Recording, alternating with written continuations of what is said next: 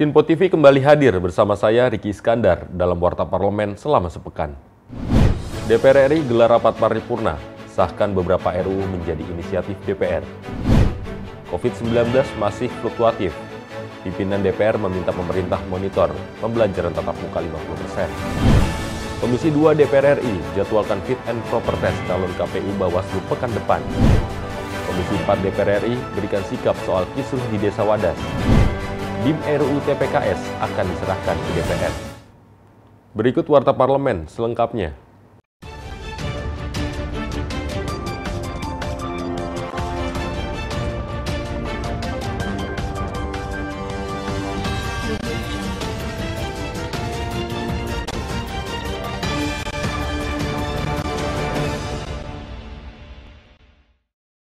DPR RI telah melaksanakan rapat paripurna ke-14 masa persidangan 3 tahun sidang 2021-2022. Dalam rapat tersebut diagendakan pembacaan laporan kerja dari beberapa komisi serta penyampaian pandangan fraksi-fraksi atas beberapa rancangan undang-undang untuk menjadi RUU usul DPR RI.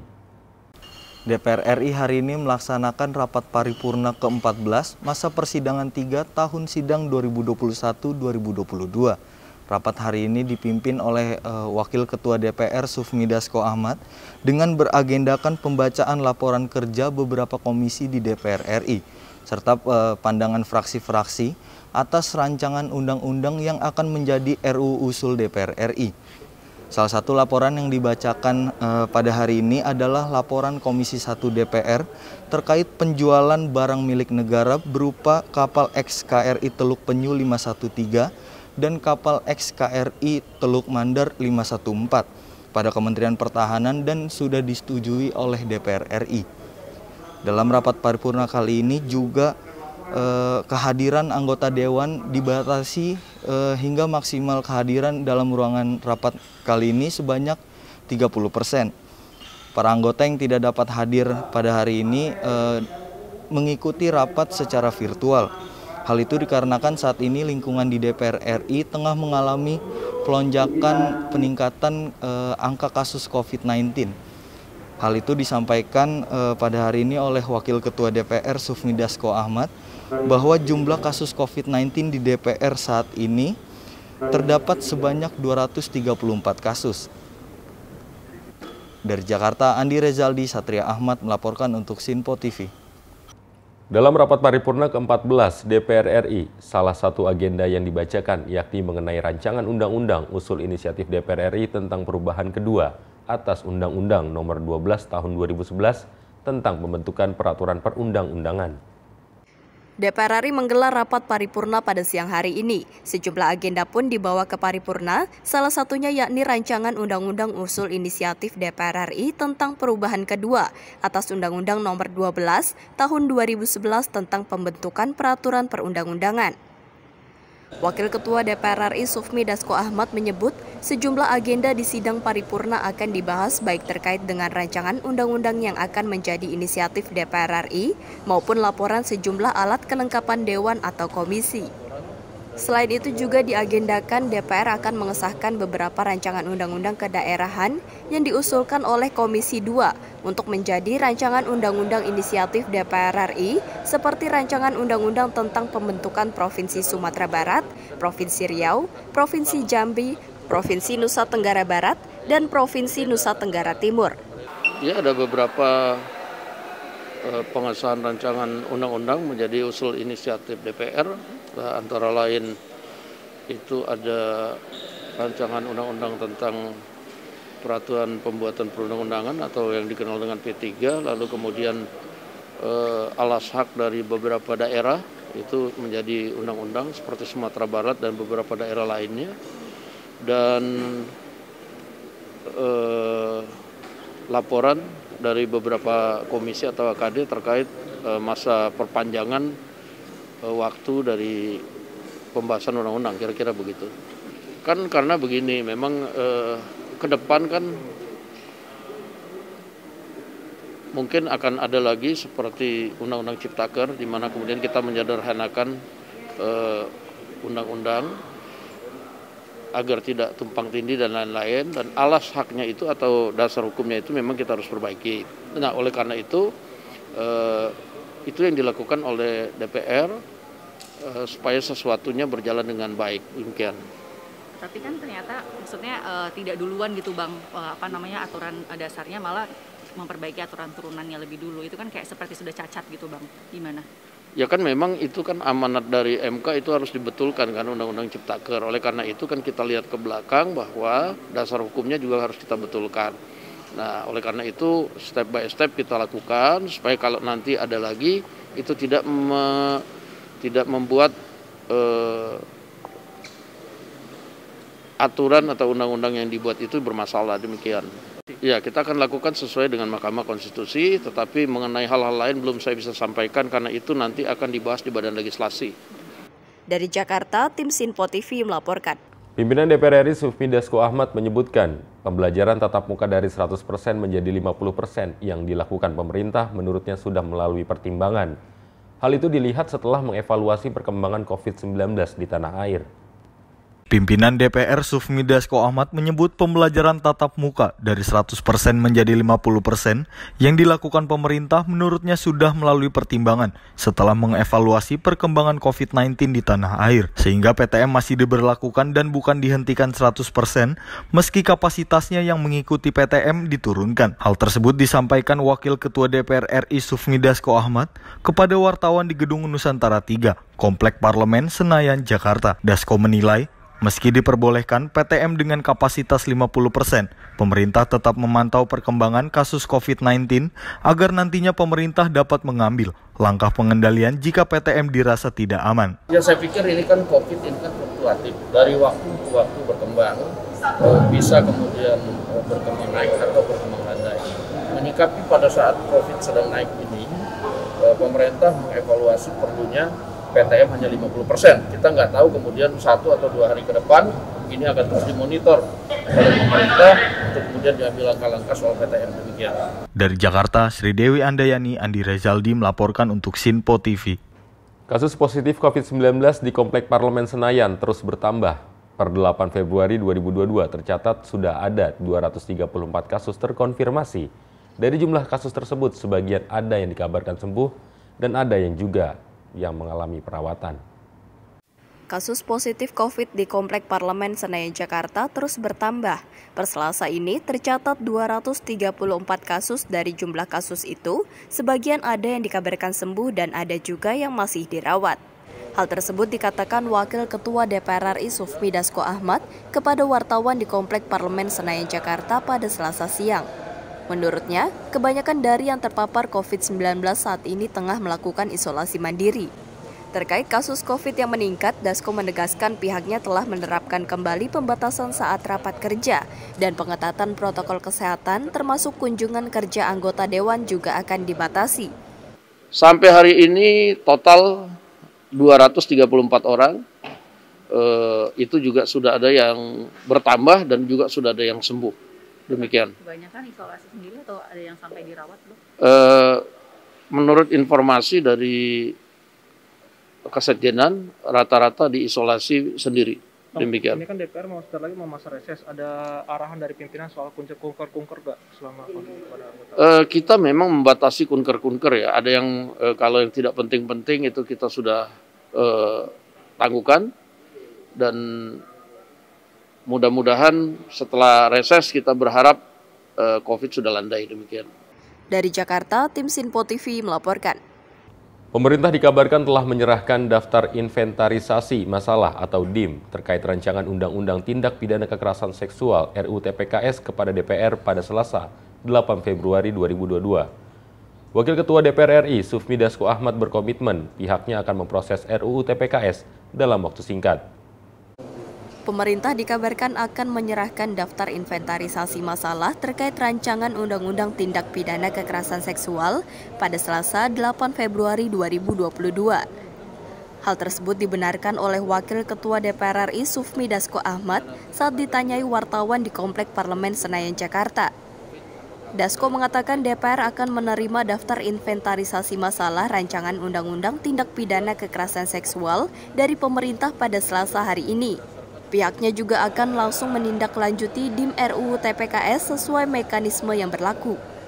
Dasko menegaskan DPR berkomitmen agar proses terhadap rancangan Undang-Undang TPKS tidak terlalu lama, namun DPR akan memasuki masa reses pertengahan bulan Februari ini. Ya, kita dengar hari ini katanya mau disampaikan, karena sampai kemarin sore belum ada, kita dengar hari ini. Kalau hari ini disampaikan oleh pemerintah, kita akan langsung lakukan sesuai dengan mekanisme yang berlaku di DPR. Karena itu kan kemudian memang menjadi perhatian publik dan tuntutan masyarakat, dan DPR berkomitmen untuk mendukung itu. Ada tenggatnya nggak kira-kira, Bang, dari DPR kasih tenggat waktu jangan lama-lama gitu? Iya, kalau kita maunya sih jangan lama-lama, tapi kan ini karena kita memasuki masa reses sebentar lagi, ya kita akan lihat nanti apakah, karena begitu banyak saya dengar ada substansi dan DIM yang dikirim ke kita tentunya juga pengen membuat Undang-Undang TPKS ini dengan baik. Kita mau hati-hati dan juga kita ingin tepat sasaran demikian. Tapi infonya hari ini ya, Bang? Iya, saya dengar begitu. Dari Jakarta, tim Sinpo TV melaporkan. Komisi 2 DPR RI pastikan uji kelayakan dan kepatutan terhadap 14 calon anggota KPU dan calon anggota Bawaslu periode 2022-2027 akan dilakukan mulai Senin hingga Rabu pekan depan, yakni di tanggal 14 hingga 16 Februari 2022. Setelah menerima surat Presiden pada tanggal 12 Januari 2022, Ketua Komisi 2 DPR RI Ahmad Doli Kurnia mengatakan pihaknya akan melakukan mekanisme dan melaksanakan proses pemilihan anggota KPU dan Bawaslu periode 2022-2027 pada pekan depan. Sebagaimana diatur dalam Undang-Undang, Doli menjelaskan Komisi 2 DPR diberi waktu selama 30 hari untuk melakukan proses seleksi dan akan membuka kesempatan bagi masyarakat untuk memberikan tanggapan serta masukan untuk calon anggota KPU dan Bawaslu. Selain itu, Komisi 2 DPR akan melaksanakan fit and proper test secara terbuka dan mensosialisasikan rencana fit and proper test melalui media sosial serta media elektronik. Assalamualaikum warahmatullahi wabarakatuh. Selamat pagi, salam sejahtera buat kita semua.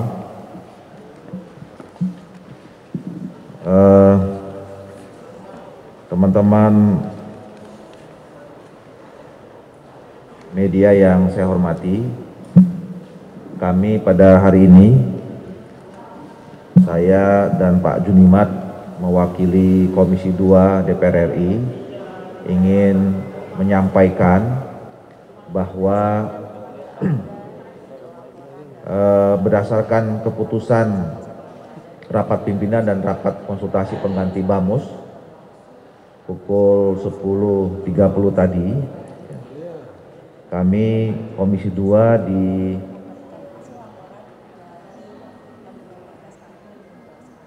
direkomendasikan untuk melakukan mekanisme atau melaksanakan proses pemilihan anggota KPU RI dan Bawaslu Republik Indonesia yang baru untuk periode 2022-2027, dan proses ini dimulai dari masuk surat Presiden nomor strip 01 garis miring pres garis miring 01 tanggal 2 Januari 2022 perihal anggota Komisi Umum calon anggota Badan Pengawas Pemilihan Umum untuk masa bakti 2022-2027. Sebagaimana yang diatur dalam peraturan perundangan, maka DPR itu diberi waktu 30 hari ya berdasarkan pasal 25 dan pasal 121 Undang-Undang Nomor 7 Tahun 2017 untuk melakukan proses seleksi berikutnya. Jadi setelah pemerintah membentuk timsel, kemudian timsel melakukan kerjanya, menghasilkan 14 nama untuk calon anggota KPU RI dan 10 nama untuk calon Bawaslu RI, diserahkan kepada Presiden, dan kemudian Presiden meneliti dan akhirnya kemudian mengirimkan surat kepada DPR untuk ditindaklanjuti proses seleksinya. Nah, sebagaimana yang diatur itu, maka DPR kemudian menyerahkan kepada Komisi 2 untuk melakukan fit and proper test terhadap 14 nama dan calon KPU dan 10 nama calon Bawaslu yang nanti akan terpilih menjadi 7 orang dan untuk KPU RI dan 5 orang untuk Badan Pengawas Pemilu. Nah, seperti juga yang diatur dalam peraturan perundangan kita, sebelum melakukan fit and proper test, kami yang diberikan tugas itu juga berkewajiban untuk menyampaikan ke publik 14 nama dan 10 nama ini untuk mendapatkan tanggapan, respon, saran, dan masukan dari masyarakat selama 5 hari ke depan. Jadi kami sudah menyusun rencana bahwa hari ini kami akan sampaikan kepada masyarakat, kepada publik 14 nama calon anggota KPU RI dan 10 nama calon anggota Bawaslu RI, yang kemudian nanti dalam waktu 5 hari ke depan kita akan menunggu respons, tanggapan, saran, dan masukan dari masyarakat, yang itu nanti akan menjadi bahan pertimbangan kami juga. Yang kemudian setelah itu agendanya adalah bahwa tanggal 14, 15, tanggal 16 Februari akan datang kami akan melakukan fit and proper test. Mudah-mudahan semuanya bisa berjalan lancar sehingga tanggal 17 insya Allah rencananya kita sudah punya 7 orang calon anggota KPU RI dan 5 orang calon Bawaslu RI yang akan dilantik untuk menggantikan anggota KPU dan Bawaslu periode 2017-2022 yang akan habis tanggal atau berakhir tanggal 11 April yang akan datang. Nah, oleh karena itu pada kesempatan ini kami akan menyampaikan ke 14 nama itu ya, supaya masyarakat memahami persis, walaupun mungkin hasil timsel 14 nama dan 10 nama ini juga sudah pernah diumumkan oleh timsel dan diserahkan kepada pemerintah. Untuk calon anggota KPU RI masa jabatan 2022-2027 ini kami susun berdasarkan alfabetik.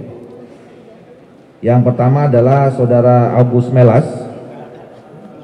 Beliau saat ini berprofesi Direktur Eksekutif Sindikasi Pemilu dan Demokrasi.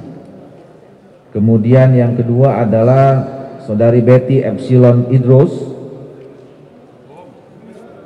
yang sekarang berprofesi sebagai Ketua KPU DKI Jakarta. Kemudian yang ketiga adalah Saudari Dahlia, berprofesi sebagai Ketua Network for Indonesia Democratic Society. Kemudian yang keempat adalah Saudara Hashim Asyari, saat ini menjabat sebagai anggota KPU RI periode 2017-2022. Yang kelima adalah Saudara I Dewa Kade Wiyarse Raka Sandi, saat ini menjabat sebagai anggota KPU RI. Kemudian yang keenam adalah Saudara Idam Khalik, saat ini menjabat sebagai anggota KPU Provinsi Jawa Barat. Kemudian yang ketujuh adalah Saudari Iva Rosita, saat ini menjabat sebagai anggota KPU Provinsi Kalimantan Timur. Kemudian yang ke-8 adalah Iwan Rompo Bane, saat ini menjabat sebagai anggota KPU Provinsi Sulawesi Tenggara. Kemudian yang ke-9 adalah Muhammad Afifuddin, saat ini menjabat sebagai anggota Bawaslu RI. Kemudian yang 10 Saudara Muhammad Ali Safaat, saat ini menjabat sebagai Dekan Fakultas Hukum Universitas Brawijaya. Kemudian yang ke-11 adalah Saudara Pasadana Harahap, saat ini menjabat sebagai Ketua Bawaslu Provinsi Bengkulu. Kemudian yang ke-12 adalah Saudara Firian, saat ini menjabat sebagai anggota KPU RI. Yang ke-13 adalah Saudara Yesi Yati Momongan, saat ini menjabat sebagai anggota KPU Provinsi Sulawesi Utara. Dan yang ke-14 adalah Saudara Yulianto Sudrajat, saat ini menjabat Ketua KPU Jawa Tengah. Sementara untuk calon anggota Bawaslu RI masa jabatan 2022-2027, yang pertama adalah Saudara Aditya Perdana, Saat ini berprofesi sebagai Direktur Pusat Kajian Politik atau Puskapol LPPSP FISIP UI. Yang kedua adalah Saudari Andi Tenri Sompa, berprofesi sebagai dosen Universitas Lambung Mangkurat. Kemudian yang ketiga adalah Saudara Fritz Edward Siregar, saat ini menjabat sebagai anggota Bawaslu RI.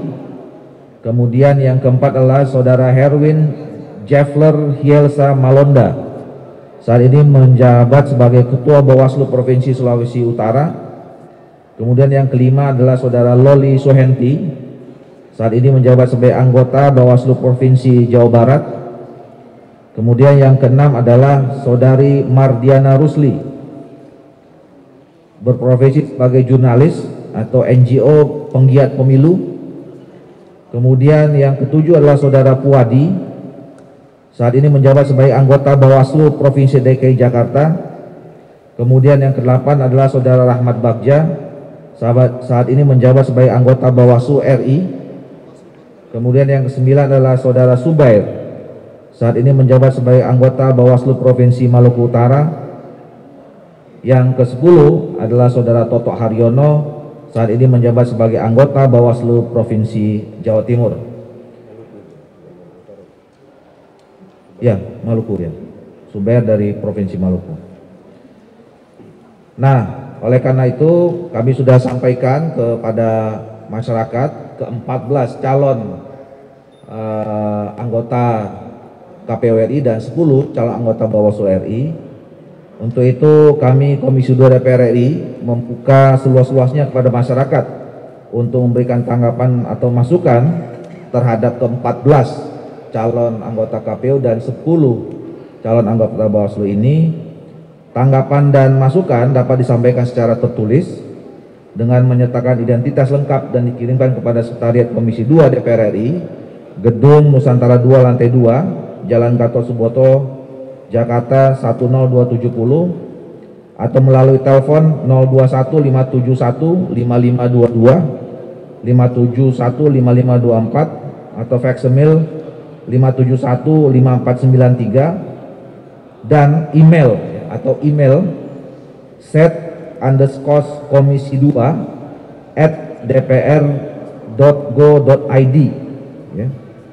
Jadi emailnya sekali lagi saya ulangi, set_komisi2@dpr.go.id selambat-lambatnya hingga tanggal 11 Februari 2022.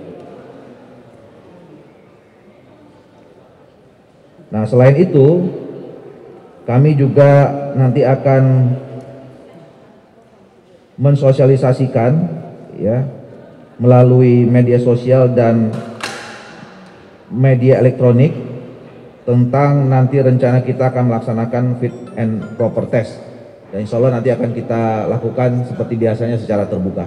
Demikian saudara sekalian yang bisa kami sampaikan terhadap penyampaian atau pengumuman 14 nama calon anggota KPU dan 10 nama calon anggota Bawaslu yang kemudian nanti akan kita proses lebih lanjut proses seleksinya sampai tanggal 16 atau 17 yang akan datang. Dari Jakarta, Sri Dewi Andiani, Satria Ahmad melaporkan untuk Sinpo TV.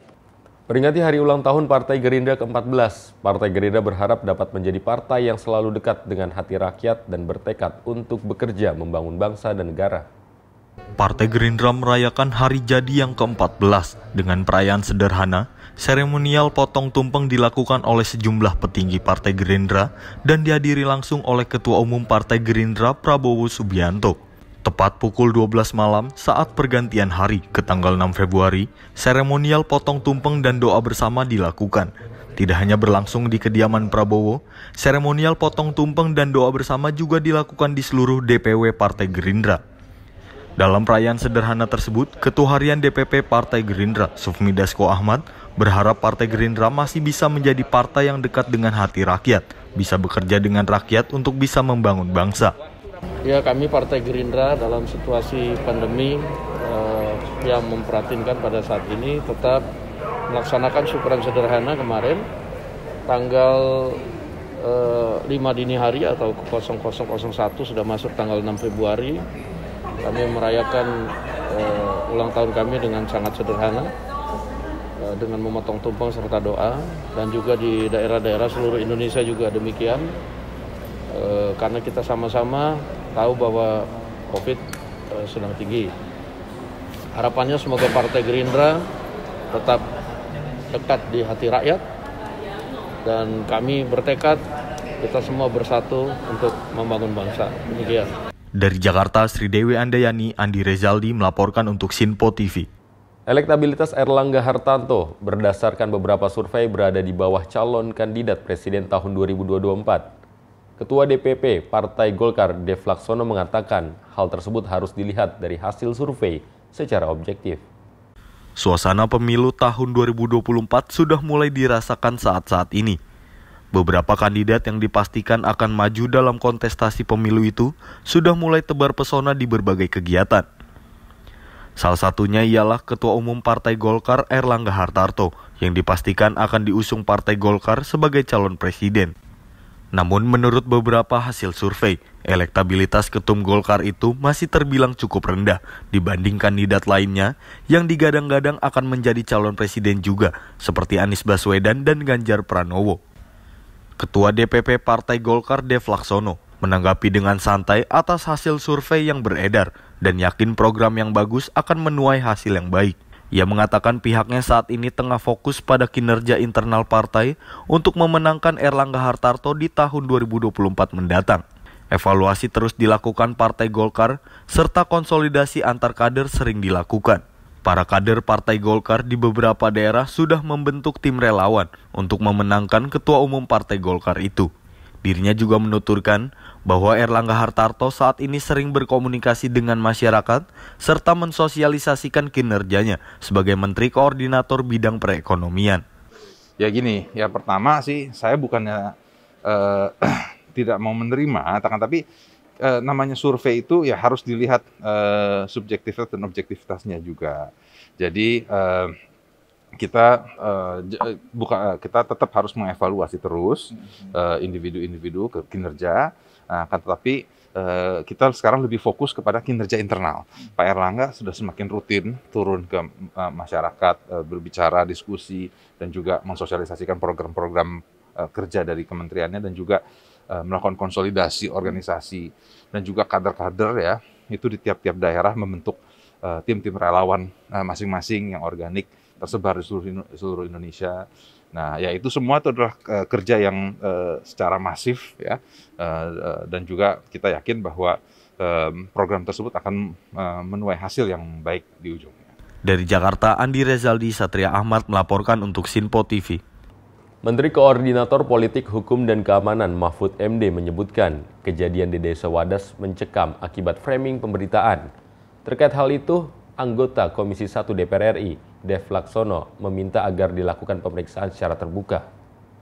Kejadian pengepungan oleh aparat kepolisian yang terjadi di Desa Wadas, Purworejo, Jawa Tengah, beberapa waktu lalu menuai banyak pro dan kontra, serta respon berbagai pihak. Menteri Koordinator Politik, Hukum, dan Keamanan Mahfud MD langsung mengadakan konferensi pers terkait kejadian di Desa Wadas pada Rabu malam.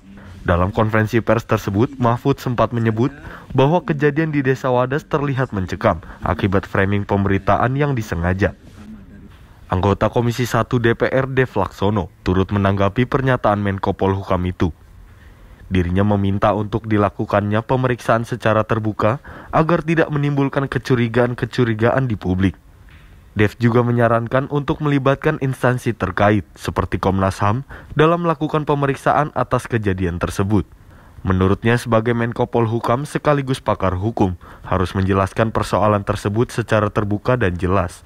Ya gini, saya pun juga kan hanya mengamati dari pemberitaan media juga gitu ya.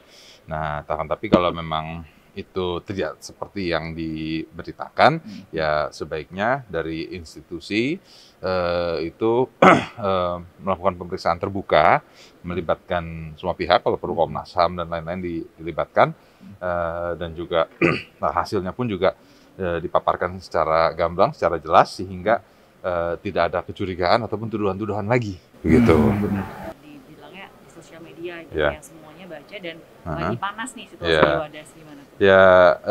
Ya kembali lagi, itu kan kita kalau mau menilai sesuatu harus melihat secara keseluruhan gitu ya, jangan hanya sepotong-sepotong gitu. Nah, statement beliau itu Pak Mahfud sebagai seorang Menko dan juga seorang ahli hukum ya, tidak mungkin dia membuat satu statement tanpa mempertimbangkan segala macam fakta. Jadi apa yang beliau katakan itu ya bukannya saya percaya atau tidak percaya, sebaiknya persoalan itu dibuka secara jelas lah. Dari Jakarta, Andi Rezaldi, Satria Ahmad melaporkan untuk Sinpo TV. Komisi 4 DPR RI Daniel Johan memberikan penjelasan bahwa pihaknya akan memanggil Kementerian Lingkungan Hidup dan Kehutanan terkait proyek Bendungan Bener dan pembebasan lahan untuk area pertambangan material andesit di Desa Wadas, Purworejo, Jawa Tengah. Ratusan aparat kepolisian mendatangi Desa Wadas, Purworejo pada Selasa kemarin. Kedatangan aparat kepolisian itu dalam rangka untuk melakukan pengukuran dan pembebasan lahan untuk pembangunan Bendungan Bener di Desa Wadas. Terkait hal tersebut, anggota Komisi 4 DPR Daniel Johan memberikan pernyataan terkait proyek yang akan dilakukan di desa tersebut. Dirinya mengatakan pihaknya akan mengecek data analisis dampak lingkungan pada program tersebut, serta memastikan kondisi masyarakat agar tidak terganggu dan tidak merasa disingkirkan. Daniel juga meminta kepada Kapolri untuk memastikan tidak adanya tindak kekerasan yang dilakukan kepada masyarakat di Desa Wadas. Dalam waktu dekat, Komisi 4 DPR juga akan memanggil Kementerian Lingkungan Hidup dan Kehutanan untuk dimintai penjelasan terkait pembangunan yang akan dilakukan di Desa Wadas, serta memastikan bahwa pembangunan yang akan dilakukan berjalan dengan baik sesuai dengan syarat dan undang-undang yang berlaku. Nah, itu yang kita pertanyakan. Pertama adalah kita ingin harus dipastikan proses AMDAL itu berjalan dengan baik. Ya. Kita harus memastikan dua hal. Pertama, ada komunikasi, dialog, musyawarah yang tuntas dengan masyarakat, sehingga masyarakat bisa merasa menjadi bagian dari, kalau ini dianggap sebagai program strategis, ya, bukan yang terpisah atau apalagi yang terpinggirkan.